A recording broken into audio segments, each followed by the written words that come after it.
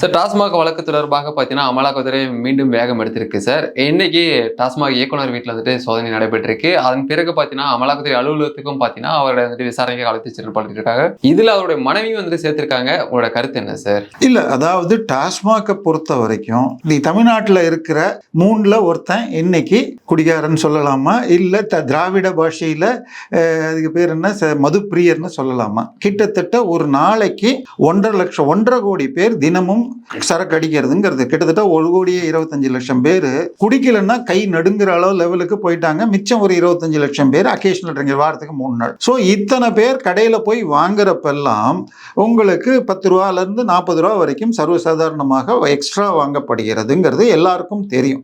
இதை தாண்டிய ஒரு விஷயம் 2022 அன்றைய நிதி அமைச்சர் PTR பழனிவேல் தியாகராஜன் அவர் ஒரு பேட்டி கொடுத்திருந்தார். அதுல என்ன சொல்றாருன்னா, டாஸ்மாகில் எவ்வளவு விற்கப்படுகிறதோ பில்லில் வராமல் அதற்கு சரியான அளவிற்கு கணக்கில் வராமலும் விற்கப்படுகிறது அப்படிங்கிறார். அதாவது அவர் பயன்படுத்திய வார்த்தை லீக்கேஜஸ். அது எவ்வளவு இருக்கும், 50% சொல்றாரு. அன்னைக்கு 30,000 கோடிக்கு விற்றது, இப்ப 48,000 கோடிங்கிறாங்க. அப்ப அதுல பாத்தீங்கன்னா 24,000 இல்ல, அதையுமே அவரே தெளிவுபடுத்தி இருக்கார். தமிழக மாநிலத்தின் மொத்த வருமானத்தில் 2-3%ங்கிறார். தமிழக மொத்த வருமானம் 27 லட்சம் கோடி. 2% போட்டா 54,000 கோடி வருஷத்துக்கு, 3% போட்டா 82,000 கோடி. அப்ப இவ்வளவு வருஷத்துக்கு கணக்குல வராம சில தனியாருக்கு போகுதுன்னு தெரியுது. பட் அது இன்னும் முழுமையாக பிடிபடலை. அன்னைக்கு போன முறை ரெய்டில் என்ன பண்ணாங்க, ஃபர்ஸ்ட் காலையில கரூர்ல சில பேர் வீட்டுக்கு போனாங்க, சக்தி மெஸ், கொங்கு மெஸ், ஒரு கான்ட்ராக்டர் வீடுன்னு. அதுக்கப்புறமா பார்த்தீங்கன்னா டாஸ்மாக் ஆஃபீஸு, டாஸ்மாக்கு சப்ளை பண்ற SNJ, மீதி 4-5 சப்ளையர்ஸ் வீட்டுக்கெல்லாம், கம்பெனிக்கெல்லாம் போனாங்கன்னு வந்துச்சு. ஆனால் 1000 கோடி தான் கணக்கில் சொன்னாங்க. அதுல பெரும்பாலும் சொன்னது எதுன்னு சொன்னால், நீங்க மதுப்பிரியர்கள் குடிச்சிட்டு போடுற பாட்டில திருப்பி விற்று அந்த கேஷ் டிரான்சாக்ஷன்ல நடக்கிறதுல 1000 கோடின்னாங்க. சார், அதுவே ரொம்ப தப்பான கணக்கு. நீங்க போய் இதுல போய் DT நெக்ஸ்ட்னு தினத்தந்தியுடைய ஆங்கில பத்திரிகையில பாத்தீங்கன்னா 2019 வருஷத்துக்கு நாங்க 2,500 கோடி ரூபாய்க்கு பழைய பாட்டில விற்கிறோம்னு டாஸ்மாக் சொன்னதாக செய்தி இருக்கு. இப்ப எப்படிங்க 1000 கோடின்னு குறையும்? அன்னைக்கு விட இன்னைக்கு டபுள் ஆயிடுச்சு சேல்ஸ்.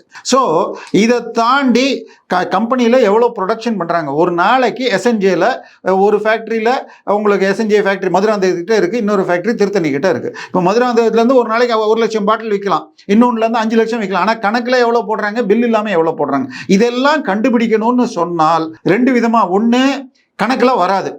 ரெண்டாவது, அவங்களுடைய EB பில்லை பார்த்தா தெரிஞ்சிடும். இப்போ போன மாதம் 5 லட்சம் பாட்டில் பண்ணுறதுக்கு உங்களுக்கு இப்போ 5,000 யூனிட் ஆயிருக்குன்னா, இந்த மாதம் 8,000 யூனிட் பண்ணிட்டு அதே 5 லட்சம்னா தப்புன்னு தெரிஞ்சிடும். அதுக்கப்புறம் கெமிக்கல் வாங்குறது, இதெல்லாம் தெரியும். இந்த கணக்கை எடுக்கிறாங்க.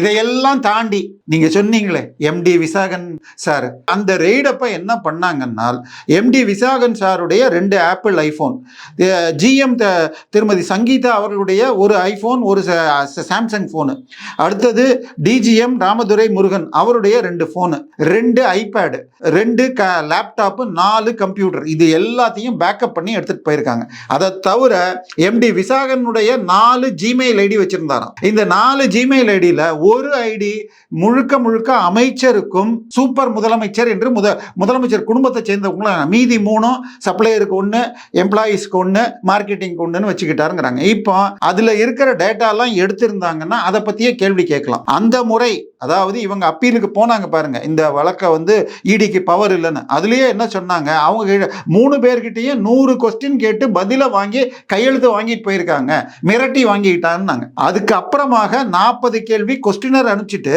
இதுக்கு பதில் கொடுங்க, நேர்ல வாங்கன்னு 2 முறை சம்மன் அனுப்பிச்சு அவங்க வரல. அதனாலதான் இன்னைக்கு ரெய்டு ஆபீஸ்க்கு கூட்டிட்டு போயிருக்காங்க. இப்போ அதுல அந்த 4 ஜிமெயில் ஐடி MDக்கு, 3 ஜிமெயில் ஐடி சங்கீதா மேடம்க்கு, இன்னொன்னு ராமதுரைக்கு. இதை தாண்டி போன முறையே யார் யாருக்கு SNJ, கால்ஸ், இவங்களுக்கெல்லாம் ரெய்டு பண்ணாங்க. இப்போ கால்ஸ்ல இருந்து ஒரு 20 கோடி ரூபாய் மார்க்கெட்டிங் எக்ஸ்பென்ஸ் 2020 SNJக்கு டிரான்ஸ்ஃபர் பண்றாங்க. அக்டோபர் மாதம். மார்ச் மாதம் அதை ரைட் ஆஃப் பண்ணுறாங்க. சார் 20 கோடி ரைட் ஆஃப்னா என்ன சார்? ஒரு 20 ரூபா நோட்டு காணும்னா சாயந்தரம் 4 தடவை அங்கே போனோம் இங்கே போனோம் நம்ம யோசிப்போம். நமக்கு 20 200 சரி 20 கம்மின்னு வச்சுக்கோங்க, 200 ரூபா தொலைஞ்சு போனால் நம்மளால 4 நாள் தூங்க முடியாது. ஆனால் 20 கோடியை ரைட் ஆஃப் பண்ணியிருக்காங்க. இதெல்லாம் என்ன கணக்கு? இப்போ இவங்க என்ன பண்ணுறாங்கன்னு சொன்னாங்க. இப்போ ஏன் கூட்டிகிட்டு போகிறாங்கன்னு கேட்டீங்க. அதாவது இடி உள்ள வரணும்னு சொன்னால் ஏற்கனவே மாநில போலீஸ் போட்ட எஃப்ஐஆர் இருக்கணும். இப்போ என்ன பண்ணுறாங்கன்னா டிவிஎஸ்சி ஏற்கனவே போட்ட எஃப்ஐஆர் எல்லாம் க்ளோஸ் பண்ணுறாங்க. அதனால வழக்கை சிபிஐக்கு மாற்றணும் அப்படின்னு ஒரு வழக்கு போட்டு முந்தா நேற்றுக்கு அது சென்னை ஹைகோர்ட்டில் விடுமுறை நீதிபதி பெஞ்சு கிட்ட வந்தப்பா அவங்க ஒரு வாரத்துக்குள்ள இதுக்கு சிபிஐ, மாநில அரசு, இடி எல்லாரும் பதில் சொல்லணும்னு கேட்டிருக்காங்க. ஆனால் தமிழக அரசு என்ன பண்ணிச்சு, 2 வாரம் டைம் கொடுத்தாங்க. ஏன்னா இப்போ அந்த பெஞ்சில் இருக்கிறது ஒரு முக்கியமான நீதிபதி, மிகவும் மதிப்புக்குரியவர், அவர் நேர்மையாக கொடுப்பார் என்று நம்பப்படுகிறது. அவர் கையில் வர வேண்டாங்கிறதுக்காக, ஏன்னா விடுமுறை காலம் முடிஞ்சு போச்சுன்னா அவர்கிட்ட போகாது. இல்லை ஒரு வாரத்தில் நான் இதை முடிக்கணும்னு கேட்டிருக்காரு. ஆனால் இதை பண்ணுவாங்களான்னு தெரியாது. ஏன்னா ஏற்கனவே நமக்கு செந்தில் பாலாஜி வழக்கில் அவர் அமைச்சராக ரிசைன் பண்ணுறப்ப என்ன சொன்னாங்க, அந்த ஜஸ்டிஸ் ஓக்கா இருக்கிற வரைக்கும் தான் திருப்பி வந்துடலான்னு சொன்னாங்க. அதெல்லாம் சட்டத்தில் இடம் இல்லை. பட் நமது ஊபிக்களும் சொம்பு அண்டாங்கிற பத்திரிகையாளரும் இன்னைக்கு வந்து சொல்லிட்டு இருக்காங்க, ஒரு நீதிபதிக்கு யாரை அமைச்சராக போடணும்னு ரைட்ஸ் இல்லை. சார் நீதிபதிக்கு எல்லா பவர்ஸும் இருக்கு. சரியா? ஒரு குற்றம் சாட்டப்பட்டவர் ஜாமீன் கண்டிஷன்ஸ் என்ன போடலாங்கிறது அவருக்கு உரிமை இருக்கு. இதை கூட தெரியாம மூத்த பத்திரிகையாளர்கள்னு சொல்லிட்டு ராதாகிருஷ்ணன் இவரெல்லாம் என்னென்னமோ பேசுறாங்க. அவங்க பேரை சொல்றதுக்கே நமக்கு கஷ்டமா இருக்கு. ஆனாலும் அவங்க சொல்றதுக்கு எதுவுமே அர்த்தம் இல்லை. அதனால இன்னைக்கு இதை தாண்டி இன்னொன்று பார்த்தீங்கன்னு சொன்னால், ஒரு 2 கான்ட்ராக்டர் வீட்டுக்கு ரெய்டு போயிருக்காங்க. தேவகுமார்னு ஒருத்தரையும் ராஜேஷ்குமார்னு சொல்றாங்க. 3வதாக இன்னொன்று சொல்றாங்க, ஆகாஷ் பாஸ்கர் என்ற தயாரிப்பாளர். இவர் யாருங்க? இவர் அட் அ டைம்ல 4 படம் தயாரிக்கிறாருங்க. இன்னைக்கு அது எல்லாமே யாரை வச்சு தயாரிக்கிறாரு? ஒரு படம் பார்த்தா தனுஷை வச்சு இட்லி கடைங்கிறாங்க, இன்னொன்று சிவகார்த்திகேயனை வச்சு பராசக்தி. சார் சிவகார்த்திகேயன், தனுஷ் எல்லாம் 50லேருந்து 80 கோடி வாங்குவாங்க. டைரக்டர் சார்ஜ், ப்ரொடக்ஷனு, மியூசிக் எல்லாம் போட்டால் 200 கோடி பட்ஜெட் வந்துடும். இப்போ 200 கோடிக்கு 4 சிம்பு வச்சு ஒன்றுங்கிறாங்க. அப்புறம் அந்த இதயம் முரளின்னு ஒரு படம்ன்றாங்க. இப்போ இந்த மாதிரி ஒரு படத்துக்கு 150-200 கோடிக்கு 4 படம் ப்ரொடியூஸ் பண்ணணும்னா, அவங்க அப்பா ஏதோ சேலத்தில் ஒரு ஜுவல்லருங்காங்க. சேலத்தில் தாங்க நான் படித்தேன். சேலத்தில் எந்த ஜுவல்லரி கடைக்கு எவ்வளோ டர்ன் ஓவர் இருக்குன்னு எனக்கு தெரியும். சரியா? அதனால இந்த 600 கோடி ஃப்ரீ கேஷ்லாம் யார்கிட்டையும் இருக்க வாய்ப்பில்லை. இது யாருடைய பணம்? அவங்க வீட்டு கல்யாணத்துக்கு போன வாரமோ கொஞ்ச நாள் முன்னாடி நடந்தப்போ தமிழகத்தின் மன்னர் பரம்பரையே போய் அங்கே உட்கார்ந்துருந்தாங்கன்னு வருது. எனவே இதில் யாருடைய பணம் இன்வால்வ் ஆயிருக்கு? ஏன்னா இது எல்லாம் பிடிக்கப்படுறதுக்கு மிக வாய்ப்பு இருக்கு. ஏன்னா இன்னொன்று பார்த்தா KN நேரு ரெய்டு நடந்துச்சு. அதில் ட்ரூடோம் அப்படிங்கிற ஒரு கம்பெனி 30 கோடி ரூபா கடனை வாங்கிட்டு உங்களுக்கு அதை திருப்பி செலுத்தல அப்படின்னு சொல்லி 2013 கடன் வாங்குறாங்க. அதுல இருந்து 2021 வரைக்கும் ஏதோ இன்ஸ்டால்மெண்ட்ல கொஞ்சம் கொஞ்சம் கட்ட, வட்டி கட்டி கொஞ்சம் கட்ட, மிச்சம் 22 கோடி பாக்கி இருக்கு அப்படின்னு இந்தியன் ஓவர்சீஸ் பேங்க் கேத்தீட்ரல் பிரான்ச்ங்கிறவங்க வழக்கு 22 கோடி ஏமாத்தி இருக்காங்க அப்படின்னு கேஸ் கொடுக்கறாங்க. அந்த வழக்குக்கு உள்ள வந்திருக்காங்க. ஆனால் இது எல்லாமே தனித்தனி வழக்கா சார்? இன்னைக்கு நடந்து பெற்ற எல்லாமே டாஸ்மாக் தனியாவும் சினிமா துறை சம்பந்தமா தனிப்பட்ட முறையில வந்து மெர்ஜ் பண்ணி தான் இல்ல. அதாவது டாஸ்மாக் 3மே நேரடியாக டாஸ்மாக், மிச்சம் 2 இருக்கு பாருங்க, அந்த தேவகுமார் மற்றும் இது, அந்த கான்ட்ராக்டர் யாருன்னு பார்க்கணும். ஏன்னா இப்ப டாஸ்மாக் இந்த 4800 கடை இருக்கு. இப்ப 4800 கடையில ஒரு சராசரியாக ஒரு கடைக்கு 2-3 லட்சம் ரூபாய்க்கு அன்அக்கவுண்டட் பில்லிங் இருக்குன்னு வச்சுக்கோங்க. அந்த கேஷை வாங்கறதுக்கு ஒரு பெரிய குழு இருக்கிறது என்றும் அதற்கு கரூர் கேங் என்று பெயரும் சொல்லப்படுகிறது. சரியா? அதனால அது சம்பந்தமாக இருக்கலாம். ஆனா இது என்னன்னு இப்ப இவரை நம்ம ஆகாஷ் பாஸ்கரை எந்த இதுல இடி வருதுங்கிறது இன்னும் அங்கிருந்து வந்தாதான் நமக்கு தெரியும் அவருக்கு. ஏன்னா இப்ப உதாரணமா நம்ம சொன்னா KN நேரு அந்த ட்ரூடோம் கம்பெனில இருந்து அவங்க என்ன பண்றாங்க, 3 கம்பெனிக்கு பணத்தை மாத்துறாங்க. அந்த 3 கம்பெனில இருந்து TVHக்கு மாத்துறாங்க. இந்த லோன் ட்ரூடோம் பேங்க் அவங்க வந்து IOB இதுல வாங்குறாங்க, திருப்பூர்ல லோன் வாங்குறாங்க, நாங்க விண்மில் போடுவோம்னு சொல்லிட்டு 30 கோடி கடன் வாங்கிட்டு அதை பணம் கட்ட முடியலன்னு சொல்ற அதே 2013 TVH பொரசவாக்கத்துல 9 ஏக்கர் இடத்துல TVH லும்பினின்னு 10 லட்சம் சதுர அடிக்கு 19 அடுக்கு மாடி கட்டியிருக்காங்க. 19 மாடி 10 லட்சம் அடி, ஐ மீன் பில்டிங் ஏரியா, சூப்பர் பில்டப் ஏரியான்னு போட்டிங்கன்னா 15 லட்சம் ஸ்கொயர் ஃபீட். இன்னைக்கு அது 30,000 ரூபா அந்த இடத்துல விற்குதுன்றாங்க. இன்னைக்கு நீங்க அந்த ப்ராஜெக்ட்டுக்கு இன்னைக்கு மதிப்பு போட்டீங்கன்னா 5,000 கோடி வரும். அன்னைக்கு 1,500, 30 கோடி கட்ட முடியாதவன் எப்படிங்க 1,500 கோடிக்கு ப்ராஜெக்ட்? இது ஒரு ப்ராஜெக்ட் இல்ல. அடையார்ல பாத்தீங்கன்னா டிவிஹெச்க்கு வந்து அடையார்ல இருந்து எல்பி ரோட்ல இருந்து நீங்க நுழைஞ்சீங்கன்னா 4வதாக 90கள் வரைக்கும் ஆண்ட்ரியூல்னு ஒரு கம்பெனி இருந்தது. அந்த இடத்த ஏலத்துல எடுத்துட்டு அதுல 19 மாடி கட்டி இருக்காங்க சார். தமிழ்நாட்டின் அம்பானி யார் சார்? கலாநிதி மாறன் சொல்லலாம். அவங்களோட ஆபீஸ் சாந்தோம்ல இருக்கு. அந்த பில்டிங் தாண்டி அதை விடையும் பாஷாக ஒரு இதுல தான் டிவிஹெச் இருக்கு. அது அவங்களே தான் கட்டினது. 30 கோடி கடன் கட்ட முடியாதவர். அதை தாண்டி KN நேருவுடைய தம்பி என்ன பண்ணியிருக்காருன்னு சொன்னால், அவர் வந்து KN நேரு வந்து வீட்டு ஐ மீன் நீர்ப்பாசனம் மற்றும் இது ட்ரைனேஜ் வார்டுன்னு சொல்ற அந்த டிபார்ட்மெண்ட்டுக்கு என்ஜினியர்களை அப்பாயிண்ட் பண்றதுக்கு உங்களுக்கு அந்த வேலைக்குள்ள இவர் போய் லஞ்சம் வாங்கியிருக்காருங்கிறாங்க. அதாவது சார், மோடி அரசு ஒரு திட்டம் போட்டிருக்கு சார். நீங்க உங்களுக்கு எந்த ஊர் சார்? சொந்த ஊரு? கள்ளக்குறிச்சி சார். கள்ளக்குறிச்சி. ஓகே. திருச்சிக்கு அந்த பக்கம் கொள்ளிடம்னு எடுத்துக்கிட்டீங்கன்னா அங்கதான் கடல்ல போய் காவேரி சேரும். அந்த கடல்ல போற தண்ணியை நிறுத்திவிட்டு அதை மக்களுக்கு வீட்டு குடிநீரா கொடுக்கணும்னு கொள்ளிடம் கூட்டு குடிநீர் திட்டம்னு போட்டு பல ஆயிரம் கோடி மத்திய அரசு ஒதுக்கி இருக்கு. ஜல்ஜீவன் திட்டம்னு சொல்லிட்டு இந்த ஸ்கீம்ல தமிழ்நாட்டுக்கு 60,000 கோடி ஒதுக்கி இருக்காங்க.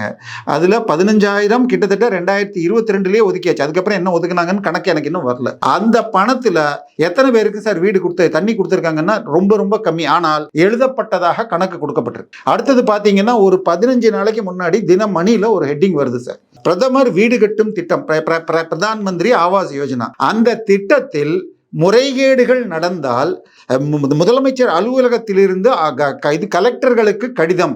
PM ஆவாஸ் யோஜனா வீடுகளில் எந்த வழக்கையும் ஊழல் தடுப்பு பிரிவில் போடாதீர்கள். ஏன்னா ஊழல் தடுப்புல போட்டா ED உள்ள வந்துடும் அப்படின்னு இருக்காங்க. இப்போ பிரச்சனை என்னன்னா இந்த ED உள்ள வந்துடும். ஸோ இதுக்காக டாஸ்மாக்ல இருக்கிற எல்லாத்தையும் மூடுறாங்க சார். இதுல 2 வழக்கு சொன்னா உங்களுக்கு புரிஞ்சிடும் சார். அதாவது ஒன்னு என்னன்னு சொன்னால் பின்னி லிமிடெட். பின்னிங்கிறது மிகப்பெரிய கம்பெனி. பல படத்துக்கு இந்தியன் படம்லாம் ஷூட்டிங் எடுத்தது பின்னியுடைய ஃபேக்டரி இடத்துல. அந்த இடத்த இதுவா மாத்துறாங்க, ரியல் எஸ்டேட்டா மாத்திருக்காங்க. அதுல லேண்ட்மார்க் கன்ஸ்ட்ரக்ஷன் அப்படிங்கிற ஒரு கம்பெனி கட்டியிருக்கு. அந்த லேண்ட்மார்க் ஏற்கனவே OMRல இன்னொருத்தர்கிட்ட இருந்து ஒரு இடத்த வாங்கிட்டு அதுல வெள்ளை கருப்புல பேசின பணத்தை கொடுக்கல. அவர் கம்ப்ளைண்ட் கொடுக்க போக ஐடி ரெய்டு போறப்ப ஐடியில் அந்த லேண்ட்மார்க் ஓனர் என்ன சொல்லியிருக்கார், நான் 50 கோடி பிளாக்காக இது என்னுடைய பின்னி லேண்டுக்கு அப்ரூவலுக்காகவும் அந்த லேண்டுக்கு முன்னாடி ஆக்கிரமிப்பட்டிருந்த திடீர் நகர்னு சில நீக்கிறதுக்கு 50 கோடி செலவு பண்ணேன்னாரு. இது அவர் கொடுத்த ஐடி டிபார்ட்மெண்ட் கொடுத்த ஸ்டேட்மெண்ட்ல ஸ்வான் அஃபிடவிட்ல இருக்கு. இதை எதிர்த்து அந்த இவருக்கு யார் பணம் ஏமாத்தினாரும் வழக்கு போட்டார். ஏன் இதுக்கு கேஸ் போடலன்ட்டு அவர் 2019 மெட்ராஸ் ஹைகோர்ட்டுக்கு போறார். 2024 ஜனவரி மாசம் தான் டிவிஎஸ்சி FIR போடுது. அந்த இது லேண்ட்மார்க் கன்ஸ்ட்ரக்ஷன் ஓனர் அவரோட இன்னொரு 2 பில்டர் பேரை போட்டு மீதி அன்நேம்டு அபிஷியல்ஸ் அண்ட் பொலிட்டீஷியன்ஸ்னு போட்டு 50 கோடி லஞ்சம்னு போடுது. இது வந்த உடனே ED போய் ரெய்டு பண்றாங்க. அந்த லேண்ட்மார்க் கன்ஸ்ட்ரக்ஷனுக்கு 280 கோடி மொரீஷியஸ்ல இருந்து மணி லாண்டரிங் ஆயிருக்குன்றாங்க. ஆனா ஜூன் மே மாதம் போய் நம்ம டிவிஎஸ்சிக்காரங்க இந்த வழக்கை நாங்கள் விசாரித்தா இதில் முகாந்திரம் கிடைக்கல, எங்களுக்கு ஆதாரம் கிடைக்கல, மூடிடலாம் அப்படின்னு டிவிஎஸ்சி ஸ்பெஷல் கோர்ட்டில் கேட்குறாங்க. அவர் விசாரணை பெண்டிங் இருக்கிற நேரத்தில் ஹைகோர்ட்டில் போய் அந்த வழக்கு குவாஷ் ஆகிடுச்சு. ஏன்னா அதில் ஒரு நபர் யாருன்னு பார்த்தால் அப்போ அதிமுக ஆட்சி காலத்தில் நடந்தது தான். ஆனால் அன்னைக்கு MP MLAவாக இருந்தவங்க MP எல்லாருமே திமுக காரங்க தான். கிட்டத்தட்ட 10 வருஷம் 2019 அதனால அந்த பீரியட்ல உங்களுக்கு PKS ஒரு 12 லட்சம் போட்டிருக்கு. PKSனா PK சேகர் பாபுவை குறிக்கிறார். ஸோ அங்க அதனால இந்த இதையே குவாஷ் பண்ணிட்டாங்க. இதை எதிர்த்து அப்பீலுக்கு போன 280 கோடி ரூபாய் மொரீஷியஸ்ல இருந்து வந்ததுன்னு ஆதாரம் இருக்குன்னு ED சொன்னதுக்கு அப்புறம் அந்த மேல ப்ரொசீட் பண்ண முடியல. CBI உள்ள வரணும்னு சொன்னால் மாநில அரசு தான் கேட்க முடியும், இல்ல ஹைகோர்ட் தான் கொடுக்க முடியும். ஹைகோர்ட் கொடுத்தா கூட உச்சநீதிமன்றம் போய் இவங்க கூடாதுன்னு வழக்காடி நம்ம இந்த கேஸ்ல இது பண்ணி அண்ணா நகருக்கு அந்த பாலியல் கேஸ்ல வாங்கியிருக்காங்க. ஆனால் EDக்கு வந்தோம்னா ஏற்கனவே கேஸ் போட்டிருந்தா அதுல இது பண்ணலாம். ஆனால் அந்த கேஸ் முடிகிற வரைக்கும் இந்த கேஸ்ல தண்டனை கொடுக்க முடியாது. அதுக்குள்ள இதை முடிச்சிட்டீங்கன்னா இந்த கேஸ்ல தண்டனையே வாங்கி தர முடியாது. இப்ப டிவிஎஸ்சியில் இருக்கிற அத்தனை வழக்குகளையும் முடிக்க பராக்கங்க தான் ஏற்கனவே போயிட்டு இருக்கு. எனவே எவ்வளவுக்கு எவ்வளவு வேகமாக ஆதாரங்களை எடுத்துட்டு இப்ப விசாகன் ஐஏஎஸ் அவர்களை அவர்கிட்டயே ஸ்டேட்மெண்ட் வாங்கிட்டு வந்துச்சு. ஏற்கனவே இப்ப அவருடைய ஜிமெயிலில் ஏதாவது கரஸ்பாண்டன்ஸ் கிடைச்சிருந்தா, ஏன்னா கடந்த 6 மாதமோ 1 வருடமாக அந்த பேக்கப் எடுத்திருந்தாங்கன்னு வச்சுக்கோங்க. ஏன்னா மொபைலில் கரெக்டாக எடுத்தா நம்ம delete பண்ண கரஸ்பாண்டன்ஸை கூட எடுக்க முடியும். அப்படி எடுத்து நேரடியாக எம்டிக்கும் எம்டிக்கும் மந்திரிக்குமோ எம்டிக்கும் முதல் குடும்பத்தைச் சேர்ந்தவர்களுக்கும் கரஸ்பாண்டன்ஸ் இருந்தா அதுல அவங்க கிட்ட இப்ப இன்னைக்கு ஒப்புதல் வாக்குமூலம் வாங்கிட்டாங்கன்னா செல்லுபடியாகும். இல்ல அவங்க சொல்லி இன்னும் டேட்டாஸ் எடுத்து அதுக்கு ப்ரூஃப் தேடலாம். ஸோ அதற்கான வாய்ப்புகள். ஏன்னா இதை தாண்டி இன்னும் 2 பேர் தான் இருக்காங்க டாஸ்மாக்ல. இவருக்கு மேல இருக்கிறது 2 பேர் தான். அதுக்கப்புறம் முதலமைச்சர் தான் வருவாங்க. 2 பேர் யாருன்னு சொன்னால், ஒருவர் உள்துறை செயலாளர் தீரஜ்குமார் ஐஏஎஸ், இன்னொருவர் இந்த ஆட்சி உதயசூரியன் ஆட்சி இல்லை, இது உதய சந்திரன் ஆட்சின்னு சொல்லப்படுற ஒரு அதிகாரி. அவங்க 2 பேர் தான் டைரக்டர்ஸ். அதனால இன்னைக்கு நேற்றுக்கு அந்த இதுல ஹைகோர்ட் கேஸ்ல ஹோம் செக்ரட்டரி உள்துறை செயலாளரையும் பதில் கேட்டிருக்காங்க. எனவே இந்த வழக்கு இப்ப சென்னை தமிழகத்துல 3 பேர் தவிர மீதி டாப் மோஸ்ட் வரைக்கும் போயிடுச்சு. அடுத்த 2-3 நாள்ல தெரியும். இவங்க கொடுக்கிற இதுல தெரியும். இப்ப ராஜேஷ்குமார் இந்த ஆகாஷ் பாஸ்கரனை பொறுத்த வரைக்கும் இந்த சம்பந்தமாகவா இல்ல வேறு எந்த வழக்குல அவரை கொண்டு வந்திருக்காங்கன்னு நமக்கு தெரியல.